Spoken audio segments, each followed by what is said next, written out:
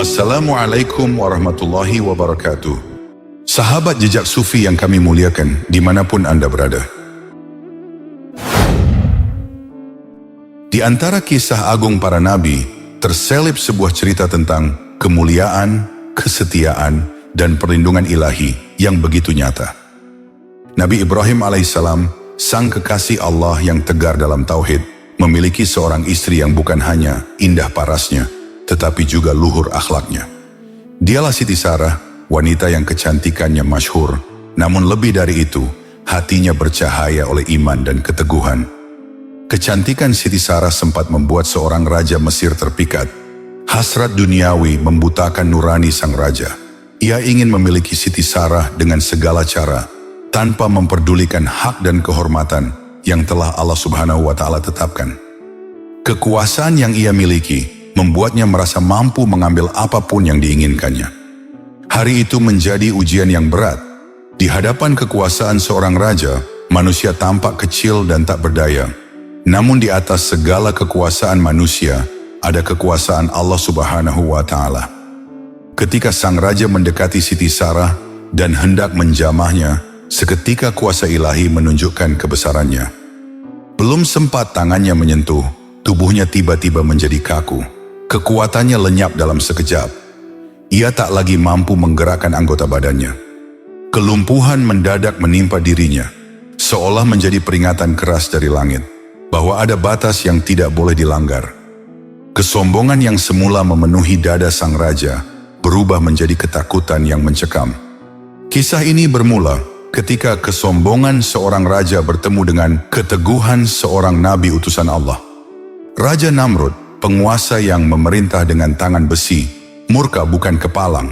Ia merasa kekuasaannya diguncang, kehormatannya diinjak, dan ketuhanannya ditantang. Patung-patung berhala di istana yang selama ini diagungkan dan dijadikan sesembahan, telah hancur berserakan. Wajah-wajah batu yang dahulu dipuja kini tergeletak tanpa daya, pecah menjadi kepingan tak bernilai. Dan di balik semua itu disebutlah satu nama pelaku penghancuran berhala, yakni Nabi Ibrahim alaihissalam, seorang nabi sang pembawa kebenaran yang sejak lama menyeru kaumnya agar meninggalkan penyembahan kepada benda mati. Beliau tidak mampu tinggal diam melihat kaumnya bersujud kepada apa yang mereka pahat sendiri. Dengan keberanian yang lahir dari keyakinan, ia menghancurkan berhala-berhala itu, meninggalkan satu yang paling besar sebagai hujjah bagi akal mereka yang masih mau berpikir. Kemudian Nabi Ibrahim pun ditangkap. Beliau dihadapkan ke tengah istana di depan para pembesar kerajaan dan Raja Namrud.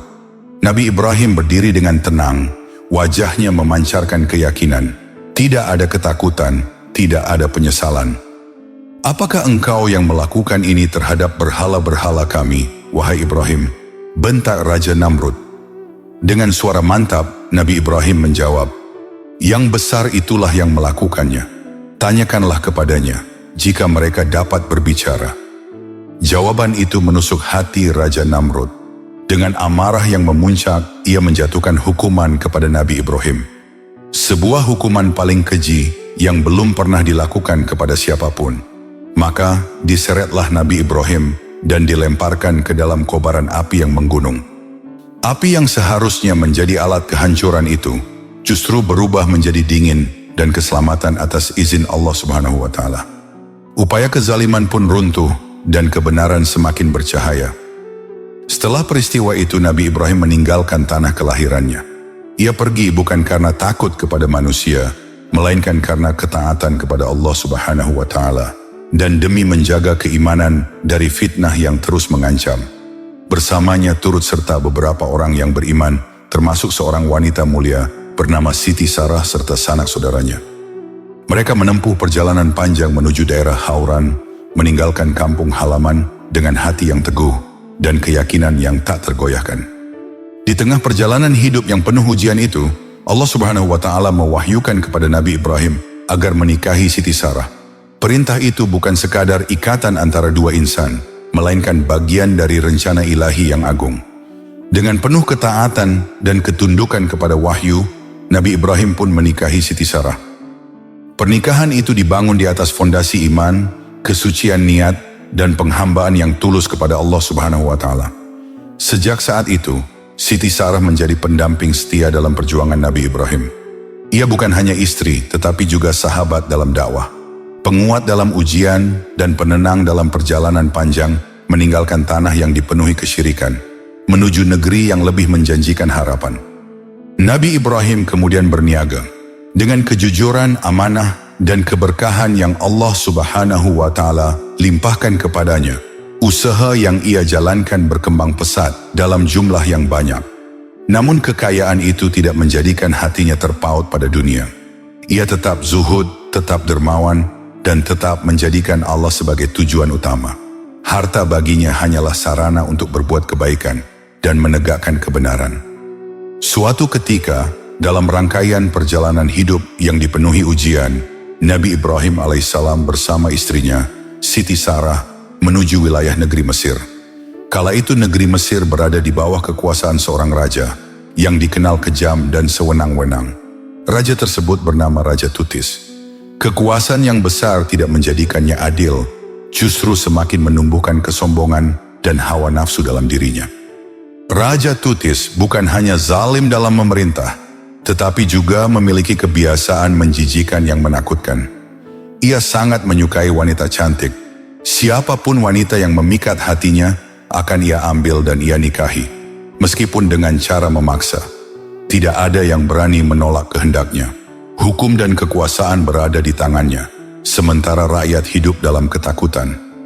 Ketika Nabi Ibrahim hendak membawa Siti Sarah memasuki Mesir, kabar tentang kecantikan Sarah mulai terdengar oleh penduduk setempat. Wajahnya yang bercahaya, sikapnya yang anggun, serta ketenangan yang terpancar darinya, membuat siapapun terpana oleh keistimewaannya. Orang-orang yang menyadari tabiat buruk sang raja, merasa cemas dan khawatir. Beberapa di antara mereka mendekati Nabi Ibrahim dan mencoba menasihati. "Wahai Ibrahim, di Mesir ini ada seorang raja yang sangat kejam. Ia sangat menyukai wanita cantik. Bila sang wanita sudah bersuami, maka suaminya akan dibunuh. Kami khawatir istrimu akan direbutnya, dan engkau akan dibunuh olehnya." Peringatan itu bukan sekadar kabar, melainkan isyarat bahaya yang nyata. Mereka mengetahui bagaimana kekuasaan Raja Tutis bekerja tanpa belas kasihan dan tanpa mempertimbangkan keadilan. Tidak sedikit wanita yang menjadi korban kebiadaban nafsu bejatnya. Mengetahui betapa besar bahaya yang mengintai di negeri itu, Nabi Ibrahim alaihissalam berikhtiar sekuat yang ia mampu. Ia menempatkan Siti Sarah di dalam sebuah peti dengan maksud menyembunyikannya dari pandangan orang-orang yang bisa saja melaporkan kecantikannya kepada sang raja. Bukan karena kurangnya keyakinan kepada Allah Subhanahu wa Ta'ala, melainkan sebagai bentuk usaha seorang suami dalam menjaga amanah yang telah Allah titipkan kepadanya. Saat baru saja memasuki gerbang kota, langkah mereka terhenti. Para prajurit penjaga menghadang dan memeriksa setiap barang yang dibawa. Kemudian tatapan mereka jatuh pada peti yang dibawa Nabi Ibrahim. Kecurigaan pun muncul. Tanpa banyak bicara, mereka membuka peti tersebut. Begitu tutupnya terangkat, tampaklah Siti Sarah dengan kecantikannya yang memikat. Wajahnya bersih bercahaya, sikapnya tenang, dan kemuliaannya tampak jelas meski berada dalam keadaan genting. Para prajurit tertegun. Mereka segera memahami bahwa wanita seperti ini pasti akan menarik perhatian sang raja. Tanpa menunda, mereka melaporkan penemuan itu ke istana. Nabi Ibrahim pun dipanggil menghadap. Di hadapan singgasana yang megah, raja bertanya dengan nada penuh kuasa, "Wahai Ibrahim, siapa wanita ini?" Dengan kebijaksanaan yang Allah Subhanahu wa Ta'ala ilhamkan kepadanya, Nabi Ibrahim menjawab, "Dia adalah saudara perempuanku." Nabi Ibrahim tidak bermaksud berbohong. Maksud perkataan beliau adalah saudara dalam seagama, dalam keimanan kepada Allah Subhanahu wa Ta'ala. Ia memilih jawaban itu karena bila ia mengaku sebagai suaminya, nyawanya terancam. Raja yang zalim itu tidak segan membunuh demi memuaskan keinginannya. Maka begitu mendengar jawaban tersebut, raja berkata tanpa ragu, "Saudarimu sangat mempesona, dia harus menikah denganku." Keputusan itu diucapkan seolah-olah tidak ada yang bisa menolaknya. Kekuasaan membuatnya merasa berhak atas apapun yang ia kehendaki. Maka Siti Sarah pun dibawa ke kamar istana, terpisah dari suaminya, berada di bawah bayang-bayang kezaliman seorang penguasa. Sementara Nabi Ibrahim tak kuasa mencegah, apalagi melarang. Beliau sepenuhnya pasrah terhadap ketentuan ilahi, karena beliau yakin bahwa Allah Subhanahu wa Ta'ala pasti akan menjaga kesucian istrinya. Dalam kesunyian kamar yang megah, jauh dari perlindungan manusia, Siti Sarah mengangkat kedua tangannya ke langit. Hatinya tidak gentar, karena sandarannya bukan pada makhluk, melainkan pada Sang Pencipta. Dengan penuh ketundukan dan keyakinan, beliau berdoa, "Ya Allah, sesungguhnya aku beriman kepadamu dan kepada utusanmu, dan aku menjaga kehormatanku untuk suamiku. Maka janganlah engkau biarkan raja kafir itu menguasaiku." Doa itu keluar dari hati yang bersih, dari jiwa yang yakin, bahwa tidak ada kekuatan yang mampu melampaui kehendak Allah Subhanahu wa Ta'ala. Di tengah ancaman dan ketidakberdayaan secara lahiriah, justru disitulah tampak kekuatan sejati seorang wanita beriman. Keteguhan dalam menjaga kehormatan dan kepercayaan penuh kepada perlindungan Tuhan. Doa yang terucap dari hati yang penuh iman tidak akan pernah melayang sia-sia. Allah Subhanahu wa Ta'ala segera mengabulkannya dengan cara yang menunjukkan kebesaran kuasanya. Ketika sang raja memasuki kamar dan hendak menjamah Siti Sarah, seketika itu pula ia merasakan sesuatu yang tak pernah ia alami sebelumnya. Nafasnya tiba-tiba terasa sesak, seolah ada tangan tak terlihat yang mencekiknya dengan kuat. Dadanya menghimpit, tenggorokannya tercekik, dan tubuhnya diliputi rasa sakit yang luar biasa. Dalam kepanikan dan penderitaan, ia menghentak-hentakkan kakinya ke tanah, berusaha melepaskan diri dari siksaan yang tak kasat mata itu. Dalam riwayat lain disebutkan, bukan hanya sesak yang dirasakan sang raja, seluruh tubuhnya mendadak kaku. Anggota badannya tak mampu digerakkan. Sang raja yang sebelumnya merasa paling berkuasa, kini tergeletak tak berdaya, tak mampu mengendalikan bahkan tubuhnya sendiri. Kekuasaan yang selama ini ia banggakan, runtuh dalam sekejap di hadapan kuasa Allah Subhanahu wa Ta'ala. Melihat keadaan itu, Siti Sarah sedikit merasa panik. Beliau khawatir bila sang raja benar-benar mati. Kemudian beliau kembali berdoa, "Ya Allah, jika raja ini mati, tentu orang-orang akan menuduhku telah membunuhnya." Doanya bukan sekadar memohon keselamatan bagi dirinya, tetapi juga memohon agar tidak timbul fitnah yang dapat menyeret namanya dalam tuduhan. Maka Allah Subhanahu wa Ta'ala pun menyembuhkan sang raja. Nafasnya kembali normal, tubuhnya kembali bisa digerakkan, dan ia pun terbebas dari siksaan. Namun hati yang keras telah dipenuhi syahwat menggelora. Bukannya menjadi takut, sang raja justru kembali mendekati Siti Sarah dengan niat menjamah tubuhnya. Dan sekali lagi kejadian itu terulang. Seketika ia kembali merasa sesak, seolah dicekik oleh kekuatan yang tak terlihat. Ia menghentak-hentakkan kakinya ke tanah dalam kepedihan dan ketakutan yang semakin besar. Untuk kedua kalinya Siti Sarah berdoa, dan Allah Subhanahu wa Ta'ala kembali menyembuhkannya. Akan tetapi, kesombongan masih membayangi sang raja. Ia mencoba lagi mendekat, dan untuk ketiga kalinya azab itu datang tanpa jeda.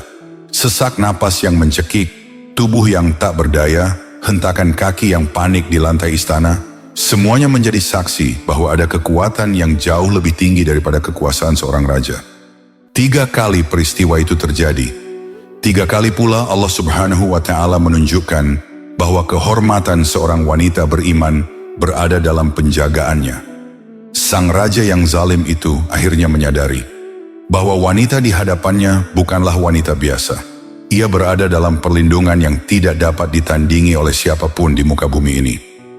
Akhirnya, setelah peristiwa yang berulang kali mengguncang hatinya, sang raja benar-benar diliputi ketakutan. Ada kekuatan besar yang melindunginya, kekuatan yang tak terlihat, namun nyata terasa. Dengan wajah pucat dan hati yang gemetar, ia memanggil para prajurit yang dahulu membawa Siti Sarah ke istana. Dengan suara yang masih menyisakan rasa takut, ia berkata, "Wanita yang kau kirim kepadaku adalah wanita setan. Dia bukan manusia. Kembalikanlah ia kepada Ibrahim, dan berikanlah kepadanya seorang budak perempuan."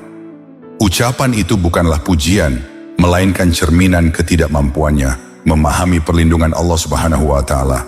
Ia tidak mengerti bahwa yang menjaga Sarah bukanlah kekuatan gaib yang jahat, melainkan kuasa Tuhan yang maha perkasa. Dalam ketakutannya, ia justru memilih menjauhkan dirinya dari wanita yang berada dalam penjagaan ilahi. Maka Siti Sarah pun dikembalikan kepada Nabi Ibrahim alaihissalam. Dalam keadaan selamat, terjaga kehormatannya sebagaimana ia memohon dalam doanya. Bersamanya pula diberikan seorang budak perempuan sebagai hadiah dari sang raja. Sebuah bentuk pengakuan tak langsung atas kekalahannya di hadapan kekuasaan Allah Subhanahu wa Ta'ala. Nabi Ibrahim kemudian meninggalkan Mesir bersama istrinya, Siti Sarah, dan budak perempuan yang baru, yakni yang bernama Siti Hajar. Perjalanan mereka berlanjut membawa serta takdir besar yang kelak akan mengubah sejarah umat manusia. Seiring berjalannya waktu atas perintah Allah Subhanahu wa Ta'ala, Nabi Ibrahim menikahi Siti Hajar. Dari pernikahannya lahirlah seorang anak laki-laki yang diberi nama Ismail, yang kelak menjadi seorang nabi. Dari garis keturunannya akan lahir manusia mulia, yakni Nabi Muhammad SAW, nabi terakhir sekaligus sebagai penutup para nabi. Semua itu berawal dari rangkaian peristiwa yang tampak sebagai ujian, namun sesungguhnya adalah bagian dari rencana agung Allah Subhanahu wa Ta'ala. Menurut sebagian riwayat, Siti Hajar sebenarnya bukanlah seorang budak sejak asalnya. Ia adalah seorang putri raja. Ayahnya dahulu seorang raja negeri Mesir, namun kemudian digulingkan dan dibunuh oleh Raja Tutis. Dalam pergolakan kekuasaan itu, Siti Hajar ditawan dan dijadikan budak. Dari seorang putri istana, ia berubah menjadi tawanan di bawah kekuasaan raja yang zalim.